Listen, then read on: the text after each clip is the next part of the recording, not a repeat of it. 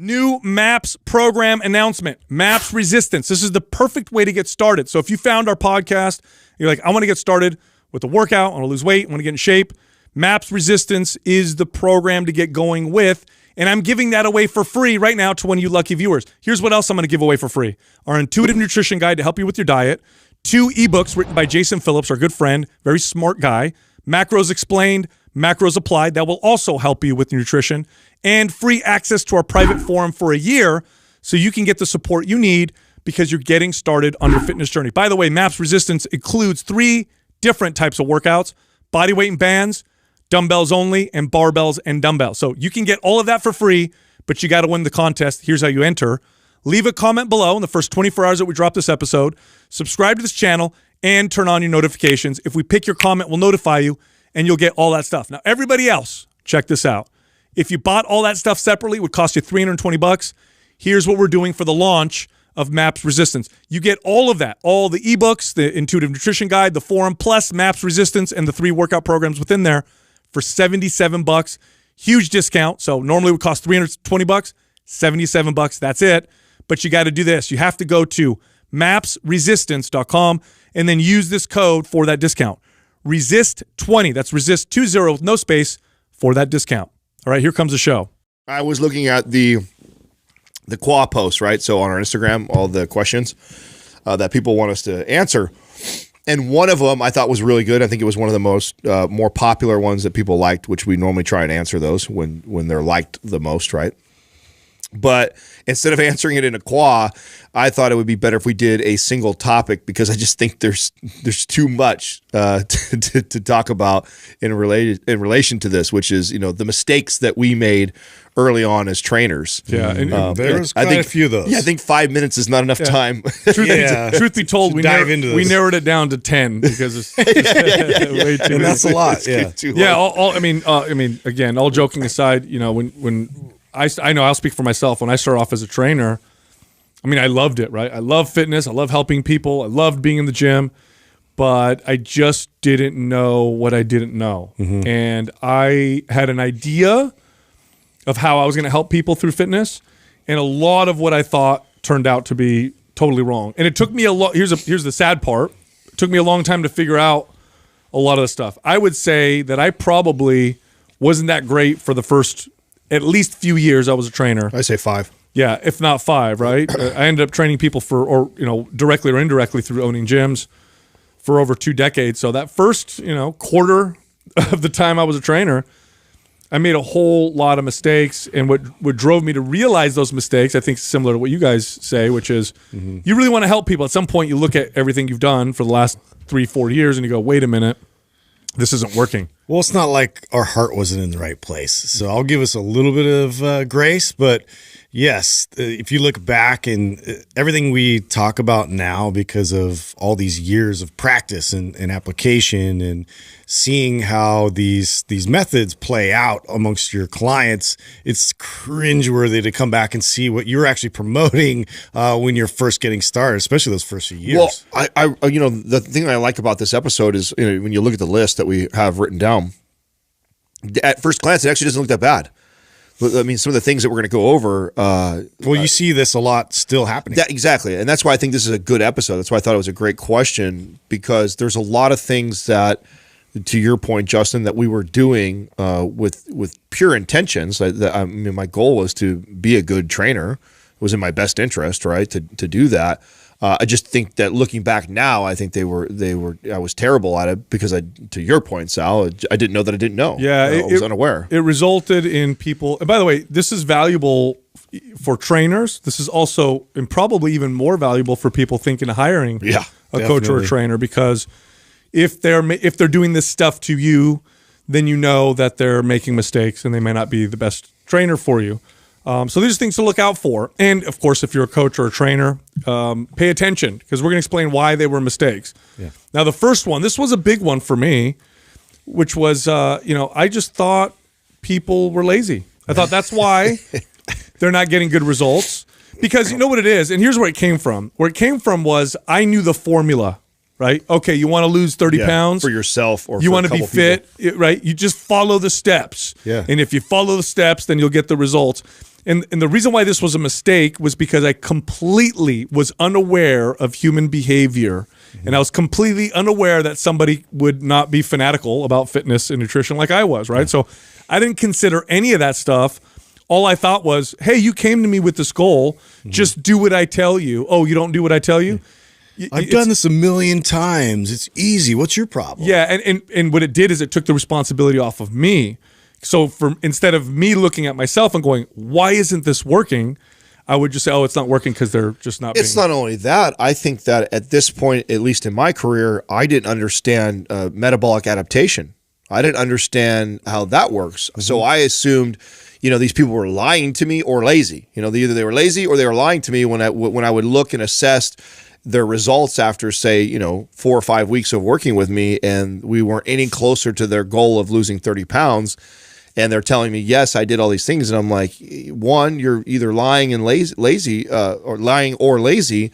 But that's because I didn't understand that, this person could have had severe metabolic damage because they had been in this crazy diet for years and years and years, and lots of compounding stress. I didn't understand, because once you train enough people, or I should say, a handful or so of similar body types, similar goals, the mistake that I think you make as a trainer is you kind of assume that, I've got it figured out. Like, right. I trained a client that needed to lose weight before. Just work harder. Yeah, exactly. Work harder, do these things, and we should be fine. But this was the beginning of my realization of how individualized every case was, no matter how similar the goal may be. And how ineffective I was being. Yeah. Like this, when this really hit me? When I kept thinking this, and I would have the same problems arise client after client, right? Oh, they get results, but then they can't stick to it, or for some reason it's not maintainable, they can't sustain it. And I'm like, oh, they're lazy. Oh, this next one, oh, it's just because they're lazy, and so on. And then I looked and I said, wait a minute. Among my clients, and there's a bit of a bias, right? People who tend to hire trainers tend to have more expendable income, tend to be more successful, and so on. I looked at my roster of clients and I said, lawyers, executives, medical professionals, these are not lazy people. They're all accomplished in their lives and what they do. Maybe it's my approach. Maybe that's the problem. Maybe it has nothing to do with them not being lazy. Maybe they're just not fanatical about fitness, which I took for granted with myself. And I said, okay, my approach is probably wrong. It's not a laziness issue. It's a lot more complicated. And that's really the answer. The answer is it's much more complicated than that. It's not as simple as that. Well, and the crazy part about this one is it plays right into the second one, which is that I train people too hard. Oh my God. So my God. This was the biggest mistake. Yeah, you first make the first mistake and thinking, oh, these people must be lazy or lying to you. And your answer to that solution is, all right, when you see me on Tuesday, we're going to burn all that shit off. And so you just get after them. I remember taking pride. This is embarrassing to say, but I remember taking pride in clients telling me how crippling sore they were the day after, or how, and this is again, I'm embarrassed to say, but I'd have a client finish a workout drenched in sweat. They're barely able to walk out of the gym. And I remember feeling proud that the other trainer saw my client could barely move, right? Yeah. Oh, I did a great job, right? I just beat the crap out of them. Oh man, I mean, it's even hard to admit right now that this was something that I took pride in. Oh, I know it is embarrassing. I mean, I built a reputation originally on like how tough my workouts were to accomplish. It's like some kind of a badge you earn by training with me. And to the point where even I feel so bad about this, the lady actually was having just a terrible day and knew that I just provide these tough workouts to get through. And she was getting through half of it and broke down, started crying, got emotional. And then I was just at a loss. I didn't think about like adjusting and completely changing course to what I had planned. I just kind of waited it out and be like, okay, are we ready? And then just keep applying the same thing to this poor lady who's trying to open up to me. 50 more burpees. All right, cool. That's great. But now let's get back after it. And the problem with this is that, this is what you learn later on, is the right intensity will get them the best results. Too hard gets them there slower or results in injury. I mistakenly thought the harder I train them, the faster they're going to get there. So I might as well just train them as hard as I possibly can. Oh yeah, and don't hurt them, but train them super hard. Well, there's a bit of like a negative loop here too, or like a culture in gyms around this. At least this is what I remember. Is you would walk into like the busy time of the gym that we've talked about before is the 5, 6, 7 p.m. at night. So at that time, gym's cranking, all the trainers are there. So, if you're at a pretty good sized gym, there's 12, 15 trainers moving around and signing clients in and out. And there's a bit of this culture around like who trains their clients the toughest. And you want to be that guy. And even clients come in like they would even exaggerate. Oh man, you got me today, Adam. Like, oh yeah. And then other trainers be like, yeah, I want that guy. Like look how crushed his client is, and oh yeah, then you feel like this, like you said, badge of honor. So there's this kind of this feedback loop that is happening. The clients think they like it, other trainers see it, aspire to be like it, and then so people think that this is the way to train people, and it's tough to get out of that, especially in these big box gyms where that culture's already been established. And it wasn't until I got out of that and I saw like small private gyms where you typically have a higher class of trainer that's working out there that have been experienced. Totally. And you see a different vibe going on. That was when I kind of went, oh wow, okay, these are some of the better trainers. They're applying everything I learned and educated myself through certifications and different modalities out there. I'm like, oh wow, you guys actually use this stuff? Like I would learn it all and then just apply the same hammer to my clients. Yeah, you don't want to be the trainer in the gym that everybody says, oh, he gives easy workouts. You want to be the one that's like, oh, don't train with him. Ego. Yeah. It's totally, and it's so wrong. It's so wrong because the right intensity gets you there faster. In fact, I got interviewed recently, and someone asked me, what are some red flags of a bad trainer? And one of them was this. I said, if they train you so hard that you feel like dying at the end of your workout, or you're sort of the touch the following day, that's a bad trainer. How funny is that? Well, again, it's hard too, though. I mean, as for most of my career, I was a fitness manager, so I oversaw trainers. And so I got a chance to meet like everybody's clients. And I can't tell you guys how many times I had to have a conversation with a client because they would come to me and say, "Hey, I don't want to train with so and so anymore because he's not pushing me enough." Yeah, he's not pushing me enough. I want to train. I see. It feeds right into it. Yeah, I see. What's his name? I see Sal over there, and he's just crushing his client. Like I want what I need. I want to. Yeah, I need that. I need that type of motivation and I'd have to talk them out of that. Like, no, trust me, you're with a great trainer. He knows what he's doing, or she knows what she's doing. Like, just follow.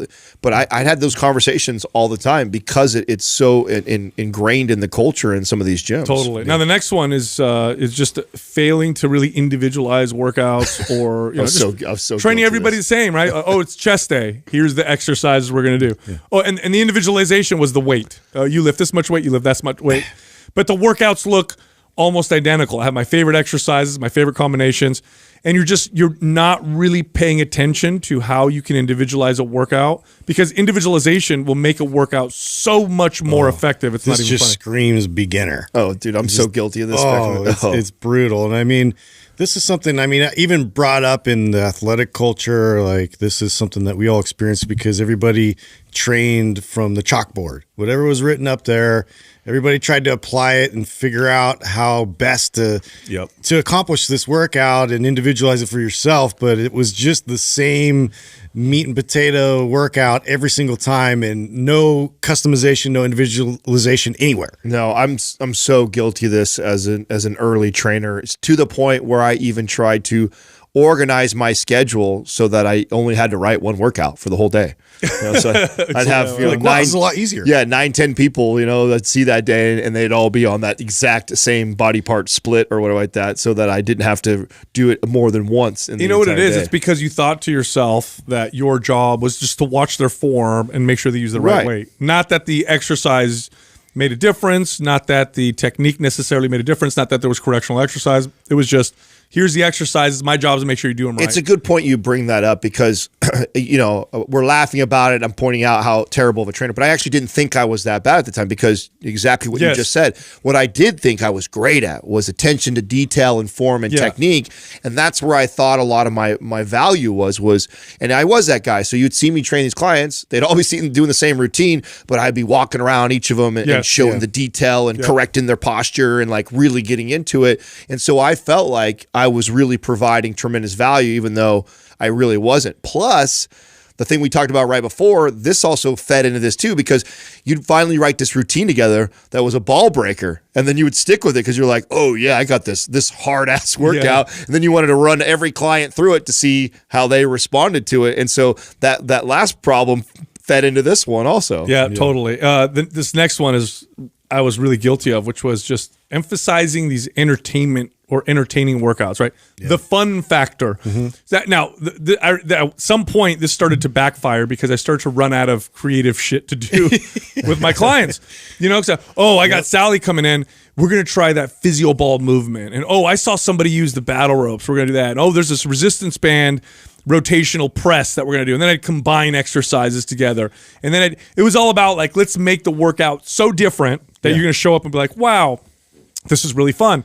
And again, the clients also feed into us. By the way, as a trainer, you want your clients' feedback, but they're not the ones that are driving the workout. And so the mistake I would often make is I would let them drive the workout because they'd say, wow, Sal, I'd never done all those weird exercises.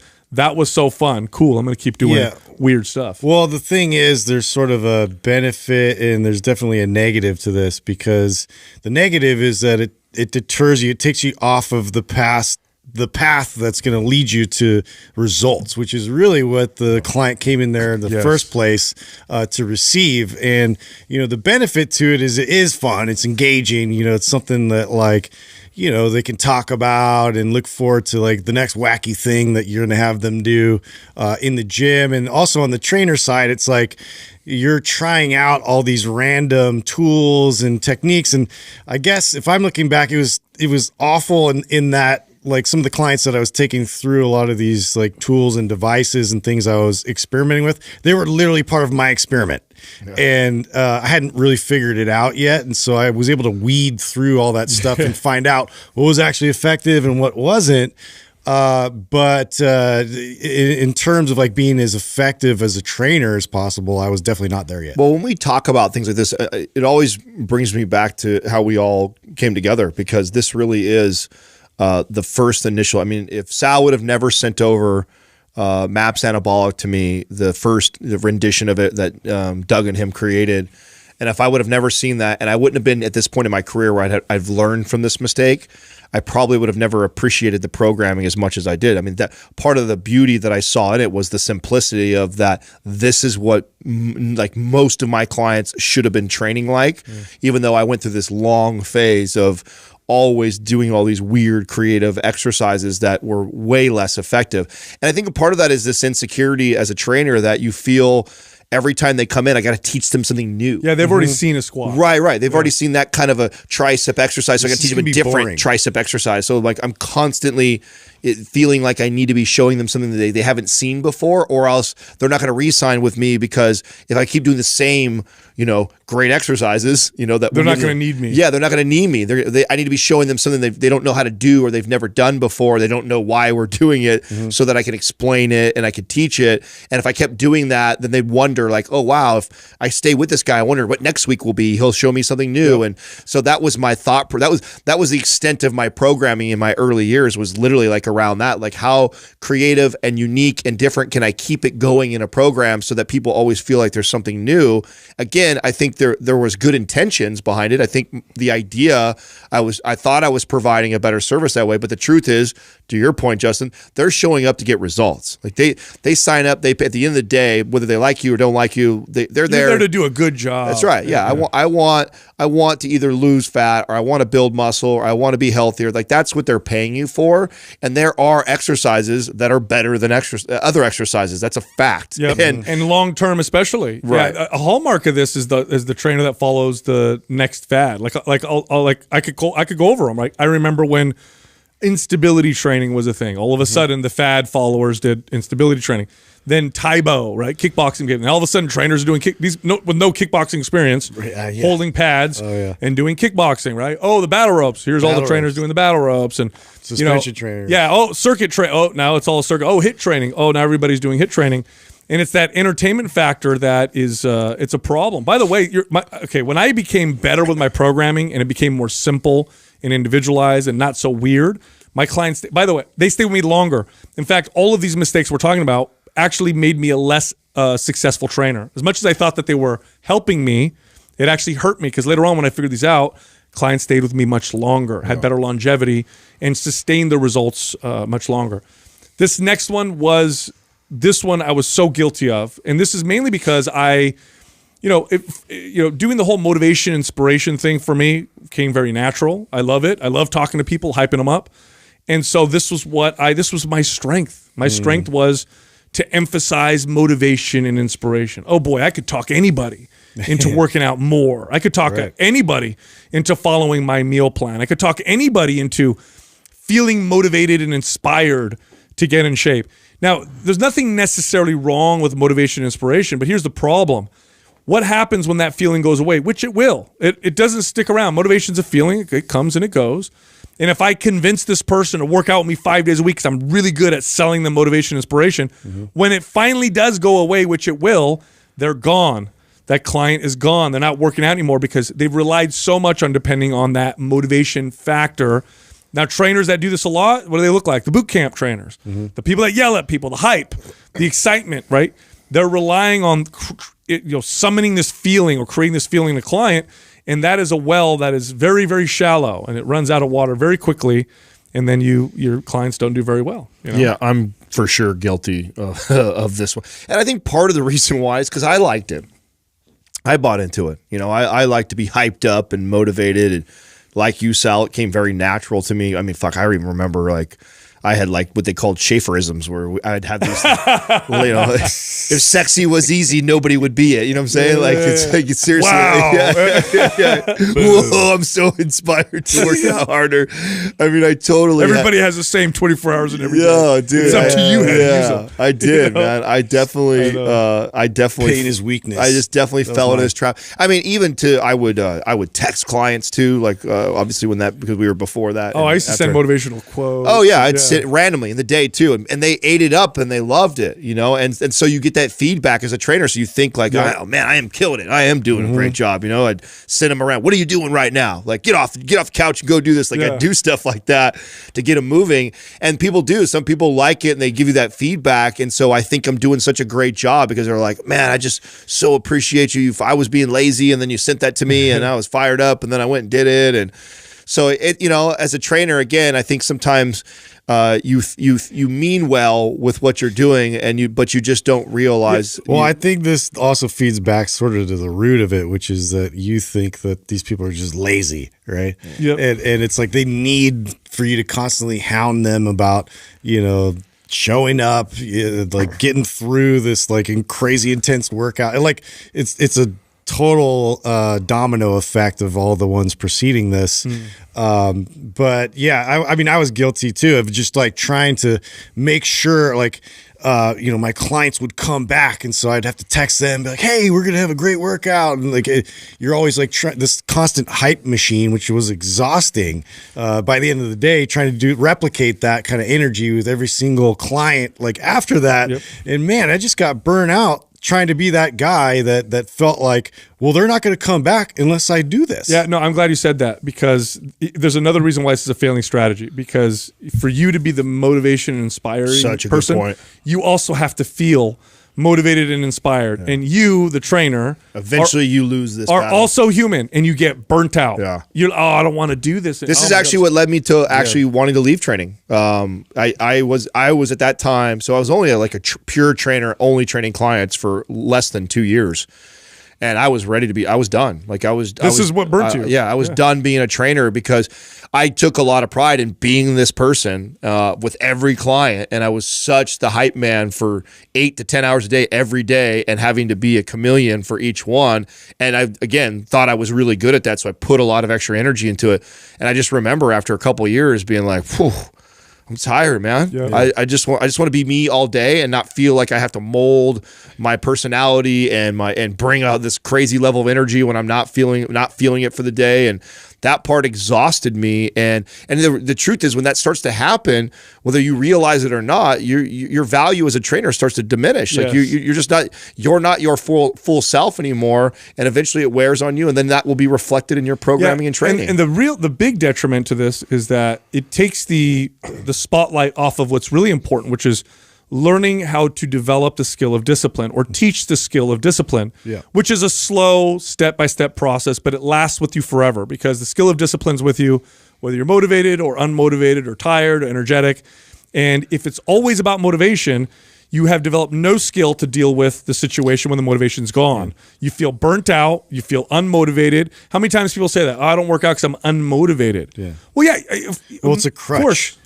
Totally. It's a crutch that you're providing your client, that they're so dependent on you to summon and rally this feeling, towards any obstacle that comes their way. Like a better trainer knows to equip them with how to deal with it when it's rough, and let them struggle through that themselves. Yes. So the next one is going to ruffle some feathers because it still happens a lot. It definitely happens a lot still, and it also took.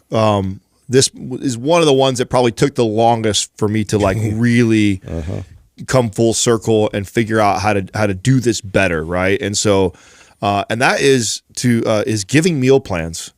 Giving meal plans is a terrible idea. Like literally for client, and I know there's trainers listening right now that were going to piss off. They want to fight us every time we bring this up. Yeah, because you get offended by it. That like, that's what you're going to give. Nobody eats this way. That's the problem. Nobody wants to eat this way. Well, that's why, right? We had to explain why it's such a failing method to write something down. You're not teaching. You're giving the clients the answers to the test, first of all. So like you're just doing that. You may get them to pass the test that while they're working with you, but then when they go off on their own, they're not going to have the tools and the resources to figure this out themselves. So the education process when it comes to nutrition, especially how individualized it is so crucial. And figuring out how to teach that process is so much more important than just telling someone the answers. To go a little deeper to that, you're not teaching them how to navigate the real world, right? Like, how do I navigate the real world? How do I navigate vacations? What about going out to dinner with my husband or my wife? Or what about when I don't have the food that I have on my plan with me, right? It's almost like we thought that we could give everybody a pre-contest diet. It's like we're treating everybody like a bodybuilder. Here's your meal plan. Yeah. Like this is what bodybuilders do for 12 weeks before a show. They don't even do this all the time. It's not a effect. And I thought, by the way, with nutrition that this was it. Like, all I got to do is figure out their calorie burn. Here you go. Here's the solution. Again, going back to I thought they were lazy. Oh, you don't follow the meal plan? Well, of course you're not going to lose weight because you're not following. I gave you what to do. Just follow it and prepare and prep your food and package it and bring it with you all the time. People don't live that way unless they're neurotic about it. And this is the other part is I confused everybody with trainers. Like, what do you mean? Why aren't you neurotic about it? I'm neurotic about it, Yeah. And I remember I had a client once tell me, yeah, but if I was as neurotic as you were about it, I would be a trainer. I'm like, oh yeah, that's right. That's why I chose to do this. Yeah. So it's just and I promise you, this is what happens when you give someone a meal plan. They'll follow it, get results, they'll go off of it, and they'll lose all the results. Yeah. Well, this is also another one that's hard because a lot of clients want this or demand this, right? So this is a tough one to navigate. Shit, I was just this was earlier this year. I was visiting my uncle and my aunt. My uncle on the side that actually works within the company and stuff like that, his wife. So obviously she knows what we do and stuff. And I went out and saw her, and I hadn't done anything diet wise or talked to her about that stuff in actually years, probably since I was a beginning trainer. And she remembers I wrote her a diet like way back when. And so I'm out there not that long ago, and she says, would you write me a diet? I go, and now I have a much better way of communicating this, right? Back then I would just, and write something where it's now I'm like, yeah, you don't really want me to do that. I'm not really going to help you if I do that. She's like, what are you talking about? Last time you did it, helped me great, this and that. So we get in this argument back and forth about Isn't that funny? Last time you did that, it helped me so great. Well, why are you here now? Right. And that's such a hard, and I actually lost. I really did. I lost the battle. So I'm admitting that I just wrote her down stuff because she wouldn't let me go unless I did. She's like, listen, and her final thing was like, I don't give a shit. I don't want to learn. If you don't do it, I've actually gotten that a few times from clients. Yeah. They're just really adamant that, like, listen, like, don't give me all this work. Just give me, the few things to focus on and make my life easier. So this is the part that, I understand the trainers that get caught in the situation. Okay. I'm as advanced as I am, and I have the words to communicate why she just want to do that. I still lost this battle. Now, mind you, she's not a paying client that I'm seeing every day. So what it would look like had I lost that battle and then still be training her is I would be working on that as we're talking. You'd be like, wait for this to fail, and then we have a great learning opportunity. Right. Now this is and I would teach her through sessions, and that's what you got to remember. We are in a service business, so there has to be kind of this middle ground of knowing what I know is best for the client. also recognizing that they have this idea or perceived idea of what this relationship's supposed to look like. And it's my job to convince them sometimes what is best for them. And sometimes that means I got to meet them kind of where they're currently at. And that means I got to go, okay, this is what she wants right now. I'm going to give her what she wants, but then I'm going to explain to her as we're training some of that, like, hey, this is the reason why I didn't want to write you a diet. Here's an example of a day where I actually would have told you to bump your carbs or your calories because we did X, Y, and Z. Or, hey, this is a day where I would have said, you know what, we probably should scale back a little bit because of X, Y, and Z. Yep. So take those opportunities if you do get put in those positions when you're listening to this and you're like, well, shit, I feel like my client made me do that. This is like when I talked at NCI, it's chess, not checkers. Right? So it's chess. So sometimes you got to sacrifice a few pieces, knowing that later you're going to get that checkmate. It's like no different than your kid. You're going out in the cold and like, hey, don't you want to wear a jacket? And they go, no, I don't want a jacket. And so you're like, I could fight them and force it on, or I could go outside and then they'll be like, it's really cold. Oh, that sucks, buddy. It's cold. You should, maybe we'll get your jacket next time, type of deal, right? So it's one of those situations where it's chess, not checkers. But make no mistake, giving meal plans, unless you're training someone pre-contest, is really a failing strategy, because at some point you go off the meal plan and then forget about it. Which leads to the next one. Say I too much emphasis on supplements. Now I blame, of course, I take responsibility for this, but I do blame the first certifications and classes that I took when I became a trainer, because some of these courses were funded by the gyms that I worked in, which were partnerships with supplement companies. And when they would teach us how to make meal plans, which talks to the last one, they would teach us how to integrate supplements into the meal plans. With breakfast, they take their multivitamin and calcium pills, and then you got your protein and creatine, everything. Before your workout, you're branching amino acids, and afterwards, you're branching amino acids, and then in the evening, you take this, and here's why it's so valuable. And I thought, oh man, the supplements really make a big difference. This is really going to make a huge difference with the person. And this is also when I thought it would make a big difference for me. The truth is, supplements make almost no difference whatsoever. I mean, unless you have an actual nutrient deficiency, in which case it could be life-changing. For the most part, it's not going to do much at all, if anything, except for make you spend a lot of money. Well, in your defense, too, and I think this is actually still true. You would know better than me, so correct me if I'm wrong. But probably a majority of the most popular studies that are circulating are around supplements.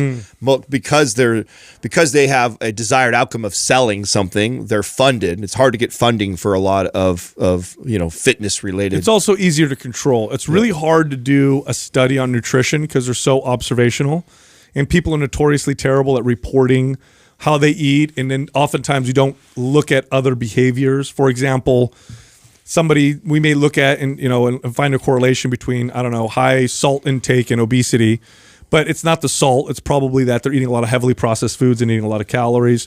Just like in the 50s or 60s when studies showed that coffee caused cancer, we didn't realize that coffee drinkers smoked a lot too. So we didn't connect those two. Right. But when it comes to a supplement, it's very easy to control. Take this, and then that's all we're measuring, and then see what happens. So you see those studies, and the results are often, they'll have a result, and then we'll extrapolate, and then we'll come up with our own conclusion. For example, taking this stimulant causes more fat. A 10% increase in fat oxidation. Oh, this is going to help you burn body fat. Well, if we do a study that actually shows fat loss, we find that it doesn't make a difference whatsoever, because at the end of the day, it's about the calories that you eat and all that stuff. Right. So you're right. And a lot of the studies that we would circulate amongst each other were around supplements and compounds and new things. And we as fitness fanatics, right, especially those of us who wanted to build muscle as skinny kids, we got hammered with all these ads too. I thought my supplement knowledge was one of my most valuable things. Like, I know which supplement stacks to put people on, and it's going to make a big difference. And of course, the gyms love me because I sold so many supplements. I look at it a little bit different today, right? Like, and I think I always talk about how much spendable income that you have, because if you got all the extra money and you like testing out the stuff like that, they're fun to try to add into. It's not a big deal. But I also go back to what it was like as a struggling kid trying to get by and buying $300 a month worth of supplements to get by. And what I know now is that money would have been better spent on having someone prep my meals. You know, that right there, well, you want to talk about someone having success with their diet, you know, the money that they're spending on these supplements, thinking they're going to get the competitive edge of 5% more of whatever it is that they're taking it, versus, hey, I've got this same $300. Now I could pay for one of those services that delivers the meals to my house, and I have macro balanced, perfect, So much more valuable. way more valuable. Like the success rate that client is going to have by investing that money into something like that will trump any great supplement study all day. And I'll take the Pepsi challenge on that all day long. So that's like where my mind has changed over years with supplements. It's not that they're all garbage. Yeah, they have some value. We use a lot of different supplements here and there. But if I had somebody who's like, hey, I've got $300 to spend, supplements does not surpass things like that. They're far better off investing that when we're talking about, you know, creating good behaviors around eating. Totally. Now, this next one connected to some of the other ones that we talked about, and that's really just failing to meet people where they were. It was this kind of all or nothing approach. And this is where the motivation aspect came in, and maybe they're lazy, you know, thoughts came in. But if somebody came in and hired me or wanted to work out and they told me, you know what, Sal, I'm just getting started. I want to come in and meet with you once a week, right? I'm already thinking waste of time. Once a week, you got to be in here at least 4 days a week. And so now I'm going to have this speech and this conversation with you and talk about how you need to make this decision. And are you serious about this? If you're really serious, and you got to make the time, and fitness is very important. And they would work with me 4 days a week because I was very convincing. And then they would fail because it was too big of a leap. It was too big of a jump from where they were. I failed to meet them where they were. Now, I'll tell you guys a story. I've told this before. It just always stands out to me of when I started to figure this out. You know, I had somebody who came to me, was referred to me by one of my other clients. And this lady, literally within the first 3 minutes of meeting her, she gets referred to me. She comes in, I shake her hand, we start talking, and she goes, I'm only working out once a week. I'm not doing any exercise at home, and I'm not changing my diet. So if that doesn't work for you, then I'll go somewhere else. Now, early trainer Sal would have been like, peace, see you later. I only work with serious people. The wiser version of myself said, no problem. We will make that work. And I think in 1 day a week, I can do a lot with you, especially compared to what you're doing now, which is nothing. Now, I understood that this was chess, not checkers at this point, and I knew that my odds of showing her something once a week was great because it was more than what she was doing before. And I knew that doing that would probably get her to eventually want to do more on her own. And that's exactly what happened. Over the course of a couple years, she went from 1 day a week to 2 days a week to 3 days a week to working out on her own. She started watching her sugar intake, increasing her protein intake, all on her own. And it was a very sustainable, permanent approach versus blowing her out of the water because I don't want to meet her where she was. Well, this is always why I have a bit of a hard time answering this question that always pops up from other trainers is, when should I know when to fire my client? And I'm like, I think you're asking the wrong question. Yeah. Like, where are you failing? Yeah. Where are you not meeting them? Like, how are you not finding a way to get them more engaged and interested in you know, pursuing their goals a little more intensively? And again, this is back to like my earlier self, where I would fail and be like, yeah, you know, I've given them everything. I gave them all the tools. I'm here on time. Like, I'm consistent. I'm kicking ass. And I wasn't ever just like turning that around. Like, oh, well, maybe I am not presenting this in a way that's really resonating with them. Maybe I'm not finding something else that will spark that and be like the catalyst to them all of a sudden getting it, you know, because it does take a lot of interactions before sometimes that light bulb finally turns on for somebody. Yeah, my bottom line for this changed a lot. Originally, it was like, you're going to you have to work out with me at least 3 days a week. You have to do a lot of my nutrition and my meal plan. You have to, otherwise I'm not going to work with you. Later on, this is where the line went. You have to not be a jerk, because I'm not going to train someone as a jerk, right? Because that's my hour worth you. So if you're an asshole to me, I'm not going to work with you. Yeah. But if you're cool and you show up for whatever we decide on. So if you decide on once a week and you show up, that's it. Because I know in that hour, I'm going to be able to do something that's better than you not coming to see me at all. And that's enough for now. And then I can work from there. If I tell you to kick rocks or peace out, how am I going to help you? I can't do anything. And is anyone else going to be more successful? I doubt it. So my line totally changed later on. Your ability to do this with exercise and with nutrition, I really think is what takes you to an elite level as a trainer. And I think I've refined this over years on what does meeting somebody where they're at exactly look like. And what I've learned now is that if I can meet somebody like, and sometimes like you think meeting somebody is like where they're at is that they admit that they could do 2 or 3 times a week. And so you go, okay, well, we're going to train 2 or 3 times a week. But if I also recognize that person has done nothing for fitness for years or ever in their life, that actually might not necessarily be meeting them where they're at. Yeah, that's like their projected. Right. That's where they think they can go or they may want to go. What I realize is like this person has done absolutely nothing, so I need to get this person some wins. And that goes both nutritionally and with exercise. So if you got somebody who is ate like shit for their whole life, never tracked food, never done anything like that, again, putting them on this crazy strict diet right out the gates, even if they say they're ready, I'm ready to diet, I'll tell me what to do, I'll follow whatever you say. You have to learn as a coach to like, okay, be able to pick up on that and know the type of person that you're talking to and where they really truly are at, and meet them at a place that they can start to see some wins. Because once they start to see some wins, that's huge, and build some momentum, then they get kind of hungry for it. Then they want more, and that's the place you want to be. Versus you starting out the gates where they think they are at currently right now, and that's still hard as shit and way. And it's fail after fail. Yeah, after and they're falling short. Oh, I didn't even make 3 times this week, or yeah, I ate 2 days this week, what you said on the diet, but then I had a bad day on this day. It's like, and so they're failing. Oh, okay, they'll try again next week, and then next week it's kind of, oh, I had a good week, but then the next week they fail again. It's like we're still overshooting with this person. Let's pick 1 or 2 things in the diet that we're going to focus on. And a lot of times I prefer to add than to take away, so I'm going to try and add 1 or 2 things to enhance what they're eating, knowing that we'll start to limit some of the bad choices that they're making. If they're telling me they want to go 2 to 3, they've never done anything, maybe I'm only going to let them start at 1 and say, hey, let's be consistent with that. I used to do that all the time. Yeah, and then from there we can build upon that, because guess what? You've done nothing right now for the last 10 years of your life. Us literally just training once a week, you're going to start seeing change. Between that and us making a couple different choices nutritionally, I'm going to start to show you results. That's going to be awesome, right? So you start to do that and then build on that.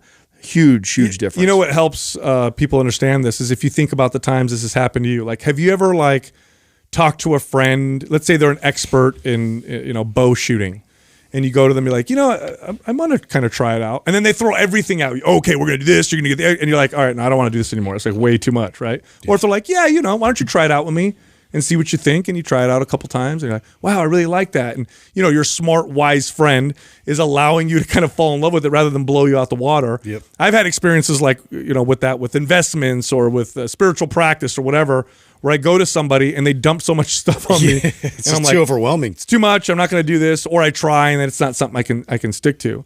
All right. So this next one this one is actually more damaging than it sounds, because I later realized that this was one of the single most effective tools I could have at creating consistency with activity with people and at getting them to get in better health. And that is undervaluing walking. Anytime I'd ask somebody, what do you do for exercise? If they brought up walking, it was like they said, they might as well have told me they lay down on the couch. Like, oh, that doesn't count. That's not exercise. That's stupid. If you're not running or you're not lifting or doing something really hard, it's not really a workout. Oh my God, was I totally wrong. First of all, walking is one of the most, today, effective forms of activity anybody can do for a few different reasons. One, it's still an activity that people can do. And I say still because who knows what it's going to be like 30 years from now. Maybe it'll be like WALL-E, where we're all floating around on hovercrafts or whatever. But today, the average person who's out of shape and overweight still knows how to walk. Now, they don't know how to run. They forgot how to run at past the age of 10, so we're not going to have them do that. Swimming is going to hurt them because they don't swim very well anymore. Riding a bike, maybe not.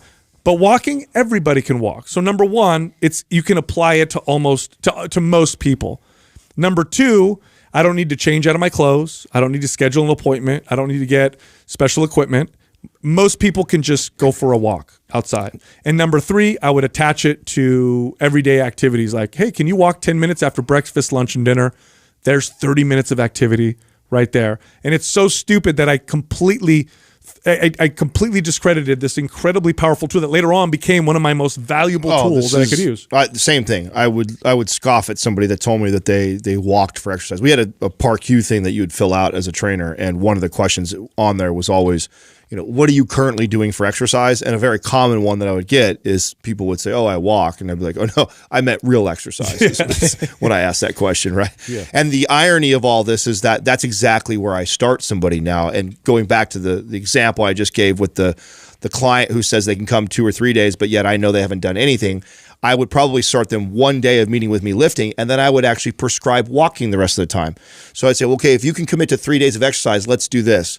1 day a week, you're going to come in, train a full body routine with me, and then 2 other days a week, I want you to go for a 30-minute walk. Yeah, exactly. I do the same thing. And that's so I would start them with that, and knowing that this person is so sedentary and not doing anything that just simply getting them moving like that again is already going to send us in the right direction.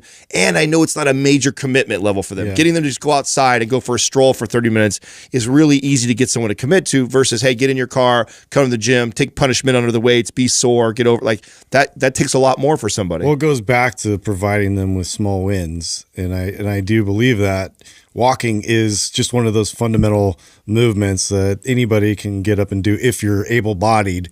And so it does provide that bit of spark of momentum and something to build upon. You want to find these opportunities for something that then you can build upon that's not too demanding, and it's not something that when they come back to train, we're going to have to sort of medicate and deal with. It's just something that's going to provide excess activity that's good in terms of like the overall body demanding more movement in general. Yeah, well, the studies done on walking show tremendous value. It's 100% a valuable form of activity, and it's the one that I recommend. Aside from the resistance training that would take people through, it's the form of activity that later on I realized was the most effective thing that I could add to almost anybody. Yep. I didn't do that with any other form of activity, but walking. You can walk with your spouse, you can walk your dog, you can do it for 10 minutes 3 times a day. I could, it's so valuable and it's so stupid that I totally undervalued it completely when I first became a trainer. Now, this last one is about the scarcity mindset that a lot of trainers have early on, and I'll explain my process through that. I didn't really figure out the value of this. Like, I understood it. Like, I had, read books on, leadership, and I had read books on, growing your business, and they talk about don't have a scarcity mindset. I didn't really get it until I owned my own wellness facility. So I owned a wellness facility, and in that facility, I had somebody who did nutrition and gut testing. I had somebody who did massage therapy, so like correctional massage therapy. I had an acupuncturist in there, right? I had a yoga instructor in there. And then there were trainers and myself, and I would train some clients. Now, because I owned the studio, it was partially in my best interest to bring business to the other people in my studio as well, right? So if I had a client that would, talk about pain in their shoulder, I would also think who else in my facility could help this person. And I'd refer them to my massage therapist, or I'd refer them to the person who does nutrition. By the way, these people paid me rent. I didn't get any commission or sales on it. I just knew it was good for them to have their business so they can continue to pay their rent. Now, I also had a little bit of a fear, which was, okay, now my client's spending more money with these other people, which means they may spend less with me, but I own this facility, so this is something that I have to juggle.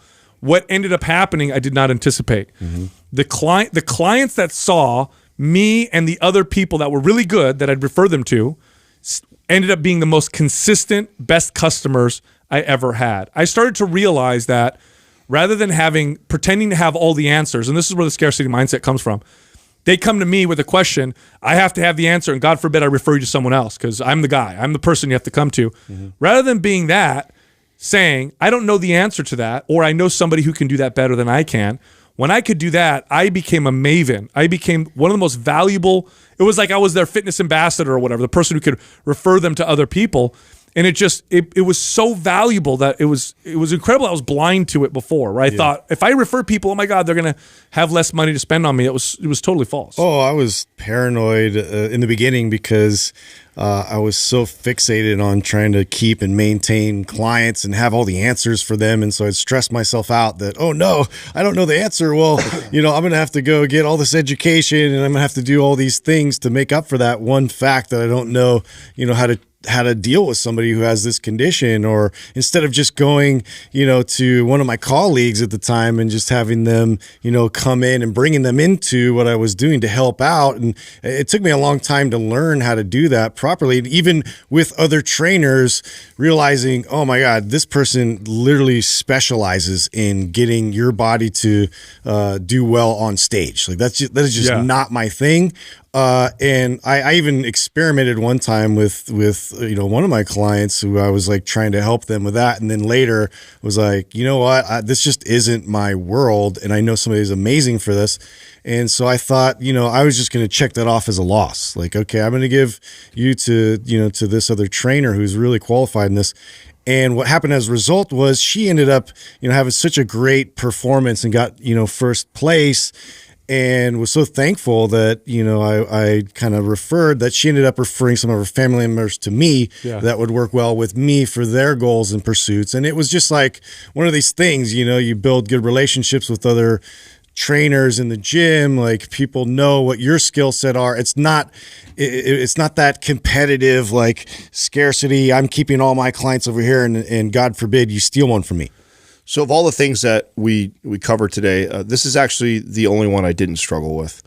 And maybe that was just because I was dumber than both you guys, and I had to ask everybody for help. So I was forced to give other people, my clients, when I didn't know the answers. I was always forced to learn from others and stand on other people's shoulders. I was young. I was only 20 years old, and really quickly I was managing a team of people that were more experienced, more educated than I was. And so quickly I learned that I needed everybody else. So I relied on that really early on. Now, where I did learn more about this, or learn that how valuable it was to not have this scarcity mindset, was how much success I had because of that in comparison to a lot of trainers, because it's very common. This is a common thing. And I think that's because you work in a gym and trainers need clients. The clients are inside the gym. We're all fishing from the same pond. Therefore, if I help you or give you what bait to fish with or give you any sort of advantage, you might catch the fish that I could have caught. And so there's this competitiveness that a lot of trainers. Now, what I found was I didn't know any of that stuff. I'm trying to learn all these things. I had to learn by asking. And I also found that when I gave my knowledge or taught people what I had learned, I got better at those things. So I hacked into that early on, that when I would teach somebody something that I had just learned, it would you learn it again. I do. And I forget what the drop off was. I was just actually reading or watching something the other day that talked about, like, when you hear something like 72 hours. Yeah, like you lose like 80% of it within 72 hours, yeah. Yeah, like a dramatic amount. Yeah, I was like, with you. Yeah, most of it you lose within those first 3 days. And I mean, I don't know if I knew exactly that's how that worked, but I quickly hacked into, like, wow, I just learned something really fascinating. Literally, I was giving up that information like minutes later. I would turn right around and teach other trainers what I had just learned, and it would make me better at that. And so it was selfish. It wasn't like, oh, I want to be this great guy who just wants to help everybody. I was like, oh, wow, if I teach this, it makes me even better at it. So I'm going to do that every time I learn anything. I'm going to turn right around and give that knowledge to other people. And it's just served me in life and in business my entire life. And then you build relationships, and people value that and trust you, and then that compounds. And so I learned this lesson not because I had the scarcity mindset, because I saw it, and I kind of was the opposite of it coming up. And it's a big reason why I was successful as a trainer. The studies show that when you teach something, it's you remember it much longer than if you just learn it. Yeah. And this is actually a strategy that they'll have. And so I had a client who sent her son to one of those camps. He was a struggling kid, delinquent, the whole deal. She caught him smoking pot all the time. So she sent him off to this place, and he was struggling and was just not doing well. And so what they did, this was brilliant, is they put him in charge of some of the other campers. And once he ran the other campers, all of a sudden he has assumed this sense of responsibility. He learned all the stuff because he had to teach it all. And it was super effective. Yeah, back to what you were saying, Adam, in the gym. It's funny. So just owning and managing gyms, I'll tell you right now, for anybody who's listening who does that, if you're a trainer in a gym with a lot of successful trainers, you're more likely to get more clients than you are in a gym with a lot of trainers who don't do very well with clients, even though you may think there's potentially more clients in the gym. It doesn't work that way. The energy, the vibe, the success breeds more business and more clients. So you may think to yourself like, ooh, I don't want to work at that gym. There's 10 trainers in there who are full and just, there's nobody left in that gym. No, that's the gym that you're more likely to get a client, because the atmosphere in that gym is conducive to people hiring trainers. You go to a gym where all those trainers, nobody's training anybody and they all suck. There's gonna be plenty of clients for me to scoop up. It's gonna be much harder in that environment. That's the irony of the whole thing. So that scarcity mindset actually hurts you in almost every way that you think it saves you, which is the irony of the whole thing. Look, if you like this information, if you like Mind Pump, head over to mindpumpfree.com and check out all of our guides. We have fitness and health guides that can help you with almost fitness and health goal, with almost any fitness and health goal. You can also find all of us on Instagram. So Justin is at Mind Pump Justin. I'm at Mind Pump Sal, and Adam is at Mind Pump Adam.